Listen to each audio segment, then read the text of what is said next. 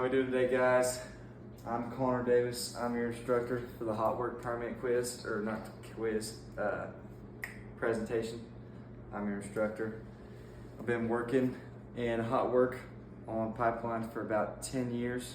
So that just gives you a little backstory on me and why I'm qualified to do this class. So all you guys have one of these. It's a hot work, learning how to fill out a hot work permit template that I made myself just for this class, just to get started off, just so we're all on the same page. On the front page, there's a picture of a hot work permit. You guys all have a copy of your hot work permit with both parts in front of you as well. And yeah, let's get this thing started. So first thing we're going to talk about is the objectives of the day. We're going to learn how to properly fill out each section of a hot work permit and be comfortable with doing one daily. Learn how to be safe while doing hot work. Learn what Firewatch means and how to do it properly. Learn what proper PPE to wear during hot work, and learn what to do after hot work is done. You guys all on your template have a picture of a fire extinguisher and what FR badges look like on some common FR clothes that I have right here. I'm going to show you guys later as well. So today, all right, learning how to fill out a hot work permit properly. Let's start with that one. All you guys can look at your hot work permit and see that all the parts on the right side are just fill in the boxes, and then the left part is actual fill in the blank with questions. You have your employee, department, contractor, site information, project manager, the date, location, nature of the job, signature of responsible persons. All right, this is going to be signed by anybody that is working that day. And another thing to add is anybody that's going to be working on the hot work permit or on the hot work site has to be listed on this hot work permit. Nobody can jump in the middle while you guys are working and try to help you guys out if they're not listed on this hot work permit. Also, you'll see on there a Firewatch, and Firewatch has to be signed by the person that is doing Firewatch, so everybody knows who's responsible for it. Everybody's on the same page. The right side is the fill in the box required precautions checklist within 35 feet of work, walls and ceilings, enclosed equipment, Firewatch check boxes as well. And yeah, that's the front page. The second page is pretty much the same thing. There's the only difference is the front page is before hot work goes on. Second page is while hot work is going on, and it's the same information. It's just your other and then there's your other precautions taken, and your Firewatch sign off is also underneath the signature of persons responsible. All right, so you just want to go ahead and fill that out. If your name is on Firewatch, what that means is, or let's just go to the tip. Learn how to be safe while doing hot work. While doing hot work, you have to make sure that you're watching out for stuff that can be hot. You have to make sure you're not putting anybody else in danger, so not anybody else walking around underneath you or close enough to you that's not wearing FR or listed on the hot work permit. You don't want anybody else getting hurt out there.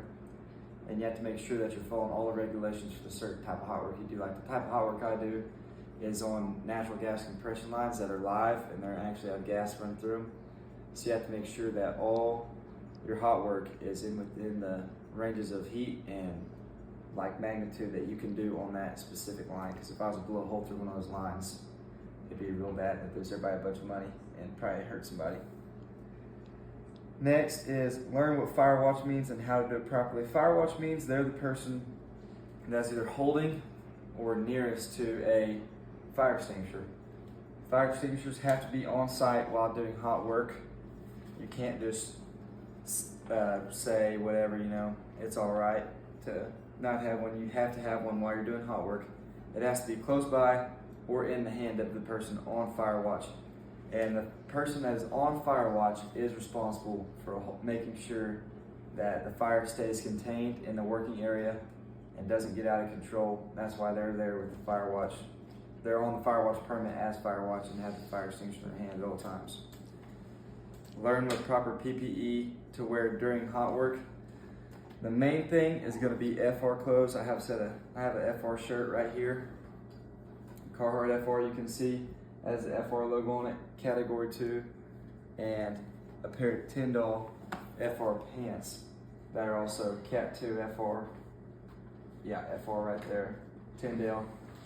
That's a nice brand, nice cheap brand you guys can go get if you are just looking for something to get. Maybe you don't need that many pairs, but you know, those are, I have a bunch more that I have to wear at work, but those are just two that I brought to show you guys today. Then you got your boots, your safety boots.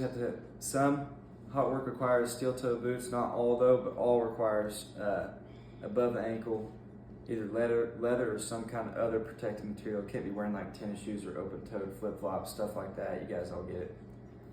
Next, you have to be wearing a face shield if you're doing any kind of cutting or welding where sparks might be flying off. You gotta be wearing safety glasses for anything else. Any kind of hot work, you either just have a face shield or safety glasses. And most of the time, depending on what kind of job you're doing, you have to be wearing a hard hat. Last thing on the list is learn what to do after work is done. After work is done, the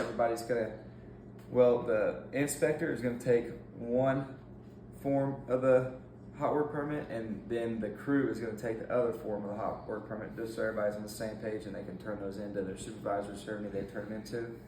And you're gonna make sure that everything is cool. There's no other fire started on the ground, or maybe if you're working off in the wind, it didn't blow anywhere, get off, stuff like that. And yeah, you're gonna learn that. That's basically all you need to do after the hot work is done, is make sure that no fires are started anywhere else. You don't leave anything hot, and you don't let anybody walk around and touch anything after it's hot. Like, don't let the guys that are coming in after you to paint or sand or maybe take down the scaffold touch anything that you've just done hot work on.